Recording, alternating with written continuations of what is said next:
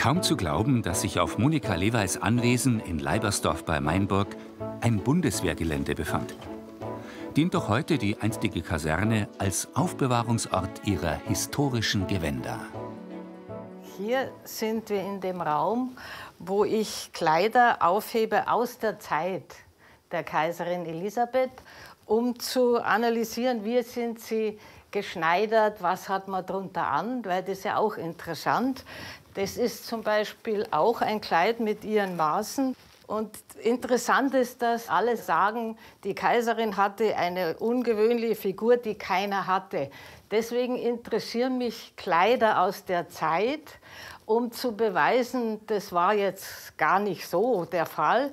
Denn hier zum Beispiel ist jetzt eine Schneiderpuppe der Kaiserin mit original ihrem Oberkörper oder Körper, wo man sieht, also sie hat einen sehr langen Rücken. Und die Taille, das ist natürlich klar, die war 52. Und viele wollen gern auch wissen, was da unten war, unten drunter. Wie wurden, das ist zum Beispiel eine Krinoline. Und hier kann man ja mal sehen, wie haben sich die Damen da hingesetzt. Das geht dann so, sie nehmen elegant mit einer Hand das rauf. Und schon kann man sich hinsetzen und vorne bleibt die Silhouette bestehen. Aber ich glaube, jetzt zeige ich Ihnen ein Original. Nicht nur die Sachen hier aus ihrer Zeit, sondern ein echtes Kleid der Kaiserin. Ja, hier kommen wir jetzt zum Highlight unserer Sammlung auch. Und da kann ich mal zeigen, das ist ganz besonders aufgehoben. Das ist hier die Munitionsausgabe gewesen für die Soldaten. Und es eignet sich natürlich, dieser kleine Raum, weil er hat immer die gleiche Temperatur, die gleiche Luftfeuchtigkeit, was für Textilien und gerade für sowas ganz wichtig ist. Wir haben es gekauft vor circa 30 Jahren, aber wir haben danach erst gesehen, um was für ein Prachtstück sich das handelt. Es ist sehr stark benutzt, also sie hat es gerne angezogen. Man sieht es an den Gebrauchsspuren. Und ich finde auch, dass in diesem Stück ihr Leben zu sehen ist. Und das ist eigentlich das Aufregende an dem Kleid.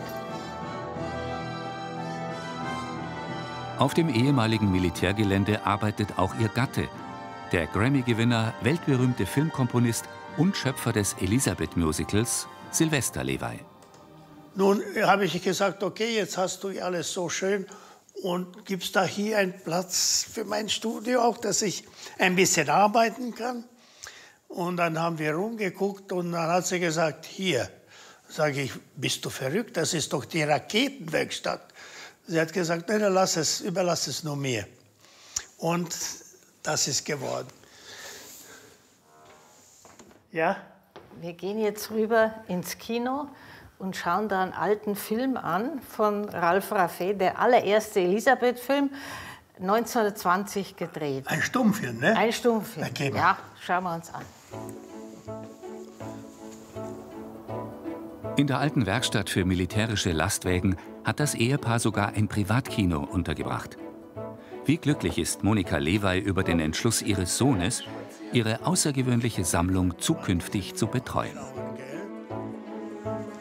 Es ist so eine schöne Freude, dass ihr diesen Film gefunden habt. Gell? Da bin ich jetzt wirklich sehr gespannt. Ja. Hier ja im eigenen Privatkino, was also nicht nur zum Vergnügen da ist, sondern hier wird auch gearbeitet. Es kommen Produzenten aus aller Welt, die dann Szenen vom Musical anschauen und deswegen ist es wichtig, dass man das vorführen kann und demonstriert, wie die Arbeit aussieht. Wir haben auch eine große Filmsammlung. Das kommt aus zwei Gründen, weil meine Familie und ich, wir mögen gerne Filme gucken. Das kommt auch von meinem Beruf her, 20 Jahre Hollywood. Und das geht einem nie verloren. Ja. Ja, und da habe ich jetzt noch einen Film gefunden, wo noch Szenen sind, die man gar nicht sonst gesehen hat. So die Inszenierung des Münchner Regisseurs Rolf Raffet zum Transport der ermordeten Kaiserin Elisabeth vom Dampfer Genève in das Genfer Hotel Beau Rivage.